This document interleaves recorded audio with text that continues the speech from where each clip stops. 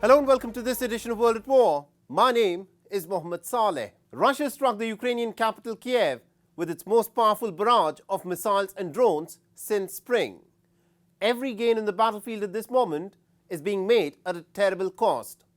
The Ukrainian counteroffensive, which has been sluggish since its inception, has made very incremental gains.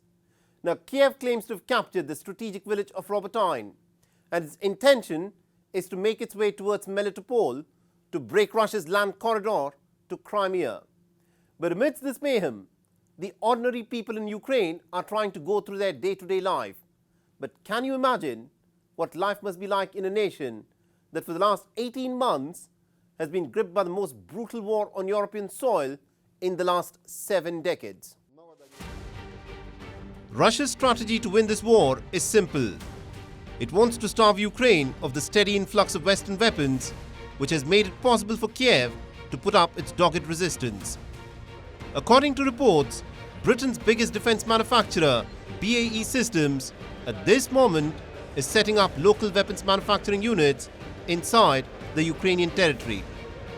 And the Kremlin has vowed to bomb every single foreign weapons manufacturing facility inside Ukraine. On the 30th of August, Russia struck the Ukrainian capital Kiev in its biggest missile and drone assault since spring. Orange balls of fire fell from the sky, exploding in large balls of fire and smoke.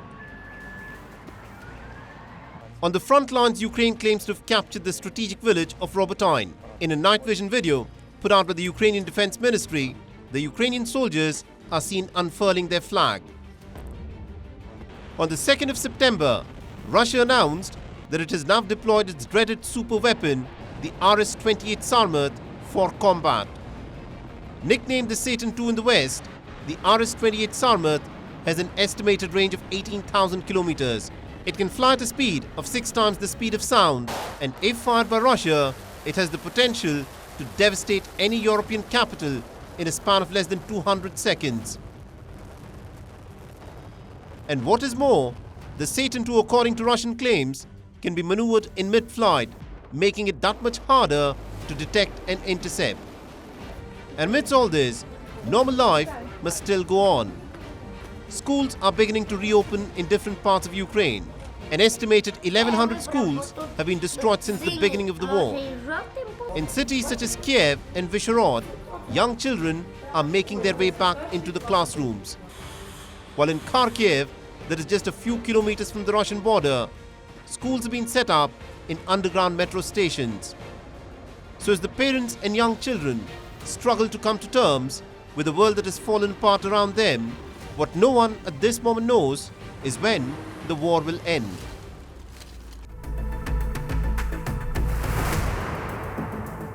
On the face of it, Western Africa has been struck with a coup epidemic. As just 5 weeks after the military junta captured power in Niger, the military in Gabon has deposed President Ali Bongo Ondimba immediately after he'd won the elections. But make no mistake about this, what is being witnessed in these African nations is not just a coup epidemic. What is unfolding is a new scramble for Africa, where the old colonialist power France is being shunted out, and new players, namely Russia and China, are entering the realm in a very big way. Our next report gets you the details. Elections are literally the dance of democracy. But what happens when an extremely unpopular leader wins an election? When Ali Bongo Ondimba, the man who'd been the Gabonese president since 2009, was declared the winner on the 30th of August, little did he know that in a matter of few minutes, the military would roll in its troops and make him a prisoner inside his own presidential palace. And what was worse, the very people who Ali Bongo thought had voted for him were cheering the Gabonese troops in their putsch. The national and international community is informed that Mr. Ali Bongo Ondimba is being kept under house arrest. He is surrounded by his family and doctors. An investigation will be carried out by the competent authorities, and those concerned will answer for their actions. Gabonese people, we are finally on the road to happiness. May God and the hands of our ancestors bless Gabon. Honor and loyalty to the fatherland. I thank you. C'est enfin notre essor vers la félicité. The Gabonese army further announced that the election results were annulled. The country's borders shut and all institutions of the republic had been dissolved. And the most striking aspect of this coup was that instead of shock and anger on the streets by the common people, there were wild celebrations. And the president was forced to appeal for help. To make noise for the people here have arrested me and my family. My son is somewhere, my wife is in another place, and I'm at the residence. Right now, I'm in the residence and nothing happening. Nothing is happening.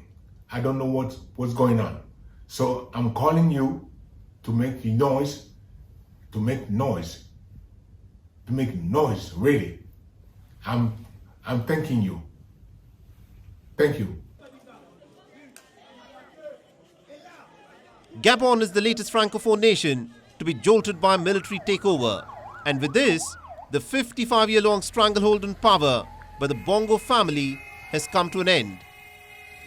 Ali Bongo's father, Omar Bongo, had captured power in 1967 and had ruled with an iron grip of the nation under the pernicious policy of France-Afrique, surrendering the nation's financial sovereignty in exchange for French guarantees of security. So can France now help out the Bongo family? France would be a bit embarrassed because it has condemned the coup in Niger in the name of democracy and the democratic legitimacy of the ousted president. But now it will be difficult for it to ask for the reinstatement of Ali Bongo on his presidential throne because everyone knows that he cheated in the last election. And even in France, some had pointed out this cheating.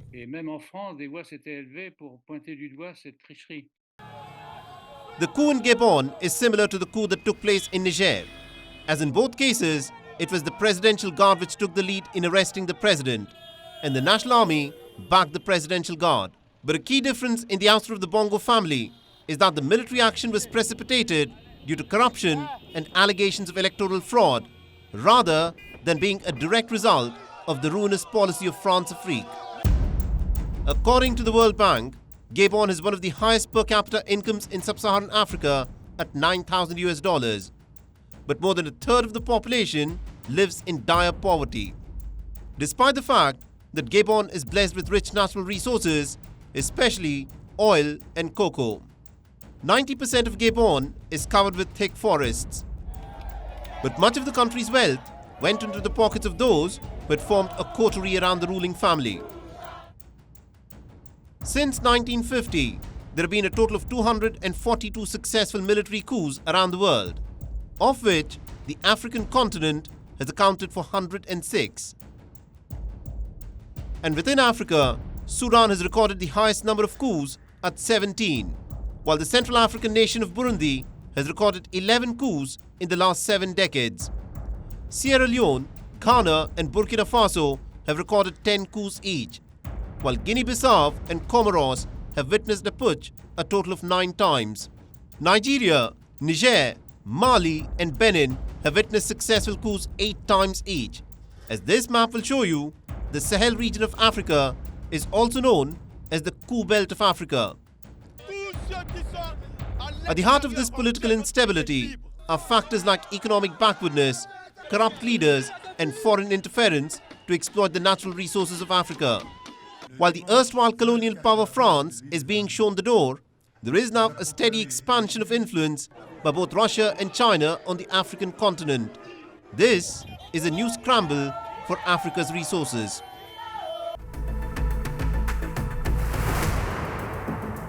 Hundreds of Libyans took to the streets of the capital Tripoli on the 27th of August after news broke that the Libyan foreign minister had held a meeting with the Israeli counterpart in Rome just a week before. The very next day, the Libyan prime minister suspended the foreign minister in an effort to try and contain the growing furor. The meeting is considered contentious because Libya does not formally recognize Israel and is supportive of the Palestinian cause. Additionally, a 1957 Libyan law deems it illegal to normalize relations with Israel. While the Libyan foreign minister has labelled the meeting as unplanned and informal, the Israeli version claims that it lasted for well over 2 hours and it was approved at the very highest levels in Libya. The Libyan foreign minister has now fled to Turkey, fearing for her safety, after being referred for an investigation by the Prime Minister. So what really is the truth behind the secret meeting of the Foreign Minister of Libya and the Israeli Foreign Minister? Our next report gets you the details. The North African nation of Libya was rocked by protests last Sunday. Hundreds of angry demonstrators assembled in front of the Foreign Ministry headquarters. Carrying Palestinian flags, they shouted slogans, burned tires, and blocked a main road in the capital, Tripoli. Reports of protesters setting tires on fire, blocking main roads, and burning Israeli flags were also reported from other Libyan cities like Misrata, Yifren, and Zlatan. The protests were triggered after Israeli Foreign Ministry issued a statement on Sunday evening, claiming Libyan Foreign Minister Najla al-Mangosh and Israeli Foreign Minister Eli Cohen held a meeting in Rome a week earlier and discussed ways to have great relations between their nations. Sparking anger and controversy throughout the country, the meeting was rejected by the Libyans. Of course not. Honestly, we are against normalization. These Jews are our enemies. They displace the Palestinian people and treat them with no mercy and are not giving them any part of their rights. We condemn this meeting with Israel, especially if the normalization was planned. And if this meeting really happened, and it's not staged or something, then honestly, this is not acceptable to Libyans. While the meeting was considered a small breakthrough for Israel's government, Abdul Hamid Dabiba, who heads the government of national unity in Tripoli, suspended the foreign minister the next day in damage control. He also launched an investigation into the meeting, the first between top diplomats of Libya and Israel. On Thursday evening, during a televised ministerial meeting, adopting a tough stance, Dabiba rejected the prospect of normalizing relations with Israel. Before I assumed this mission, I affirmed a categorical and complete rejection of any form of normalization and a complete bias towards the Palestinian people and their just cause. Despite everything that happened to our people, they still cling to their principles and identity. In fact, from this place, I bear full responsibility for this government regardless of who made mistakes in it and who was responsible. For all his tough talk and measures, Dabiba, Libya's internationally recognized Prime Minister, has come under the lens for his reported role in normalizing relations with Israel. Analysts are of the opinion that al-Mangosh, Libya's first female foreign minister, has taken the fall for decisions made by Libya's rival leaders, Dabiba and the military strongman Khalifa Haftar. Reportedly, Dabiba had given initial approval for joining the US-brokered Abraham Accords as well, but has now backtracked given the public backlash. Whether the contentious meeting took place at Dabiba's behest or not is a subject of conjecture, but surely al-Mangosh, whose whereabouts are unknown, has emerged as the scapegoat in this entire episode.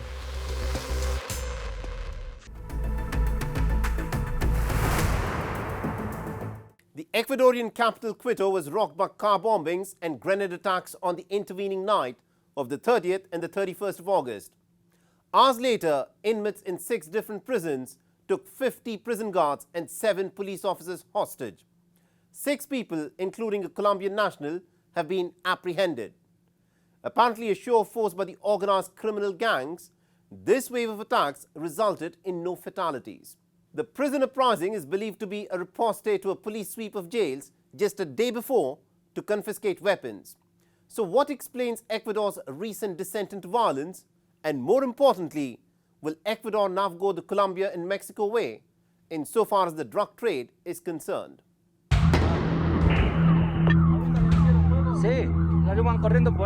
The South American nation of Ecuador is besieged by violence and insecurity. Ecuadorian authorities are finding it increasingly difficult to curb the drug menace. narco-criminal gangs fighting for leadership and control of territory for sale, distribution and trafficking of drugs, both inside and outside the country, have proven to be a mammoth task for a poor country like Ecuador. Not that any reminder was needed, but on Wednesday night and early Thursday morning, 2 car bombings shook the Ecuadorian capital, Quito. The night of horror also witnessed 3 grenade explosions in the city, reminiscent of Colombia of 1980s, when the infamous Colombian drug lord Pablo Escobar had declared war on the state. Of course, the insecurity is worrying. Anything could happen to us. This situation makes you think we're totally insecure. We don't know what to do. This country and Quito is not what it used to be, where there was peace and calm. God willing, with the new authorities, we can get back what we had. Quito as a World Heritage Site, that was calm and everything. Indisputably meant to send a message, these car bombings targeted the violence-hobbled country's SNAI Prisons Authority, with one bomb exploding outside the headquarters and another at a building that formerly housed SNAI offices. Continuing the night of horror, barely hours later, prisoners in 6 penitentiaries across the country managed to take 50 prison guards and 7 police officers hostage. The hostage situation was resolved the next day when guards and police officers were released and taken into safety. Ecuadorian prisons have turned into veritable battlegrounds between these narco gangs with links to the Colombian and Mexican cartels.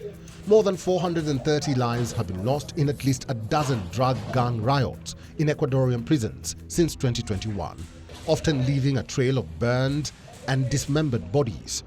An inmate transfer earlier on Wednesday is believed to be the trigger for this recent wave of violence. In addition to this, hundreds of police and soldiers on Wednesday had raided a prison in the southern city of La Tacunga, searching for weapons, ammunition, and explosives, which resulted in this blowback. How the Ecuadorian authorities will respond to this retaliation, in all likelihood, will decide the future of this once peaceful haven, famous for bananas and biodiverse Galapagos Islands.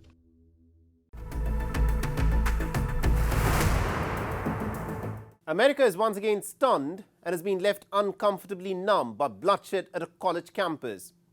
A faculty member of the University of North Carolina was shot dead inside the campus on the 28th of August. The attack led to a 3-hour lockdown in the campus. Shocked and confused students and faculty members barricaded themselves in dorm rooms, offices and classrooms. An hour and a half after the shots were reported, a suspect was eventually apprehended, who has since been charged with first-degree murder. But the motive behind the killing still remains unclear. Our next report gets you the details. Horror returned to American college campus this past week. Realized how serious it was, and you could feel in the room, like, the more and more we realized how real it was. A pretty serious situation, so I think we'd locked the doors pretty quickly. The University of North Carolina has a student population of 32,000, along with about 4,100 faculty and 9,000 staff members. On Monday, campus police were notified by a 911 call of shots being fired at the Caudle Laboratories on the Chapel Hill campus just after 1 p.m. An emergency alert was issued and sirens blared a couple of minutes later, triggering a lockdown while police searched for the gunman. Frantic, frightened students and faculty hunkered down initially and only ventured out after the suspect was apprehended. This is truly a tragic day for our campus community. Chief James will give more details on the ongoing investigation, but this afternoon, shortly after 1 p.m., UNC police were notified of shots being fired in Caudle Laboratories on our campus. The suspect was eventually apprehended and is now in custody. I'm grieved to report that one of our faculty members was killed in this shooting. This loss is devastating, and the shooting damages the trust and safety that we so often take for granted in our campus community. The next day, 34-year-old Tylee Chi, was charged with first-degree murder and possession of a 9mm handgun on educational property. The deceased, Ziji Yan, was an associate professor in the Department of Applied Physical Sciences. Yan had worked for the University of North Carolina since 2019 and had led the Yan Research Group, which Chi joined last year. Chi had previously studied at the Wuhan University before moving to the US and earning a master's degree in mechanical engineering from Louisiana State University in 2021. Police were still to ascertain a possible motive for Chi's killing of Ziji Yan, who was listed as his advisor. Well, we certainly want an opportunity to interview the suspect, if that's possible. And to actually have the suspect in custody, it gives us an opportunity to figure out the why and even the how, and also helps us to uncover a motive and really just why this happened today. Why today? Why at all? And we want to learn from this incident, and we will certainly work to do our best to ensure that this never happens again on the UNC campus. And I think that that information that we could glean from the suspect is very important as we move forward. America, once again, was left stunned, paranoid, baffled, and grieving. What explains these frequent shootings on American school and college campuses? Is it symptomatic of a rot in the value system, a lack of empathy, or plain easy access to guns? With more guns than inhabitants, the United States has the highest rate of gun deaths of any developed country. Surveys have established that 57% of Americans are in favor of stricter gun laws. But the Republicans, the staunch defenders of America's constitutional right to bear arms, have repeatedly, for years, opposed any effort to tighten gun control measures. How long will this American nightmare continue is anyone's guess. But the land of the free has to do more than just talk about this issue and take some tough decisions.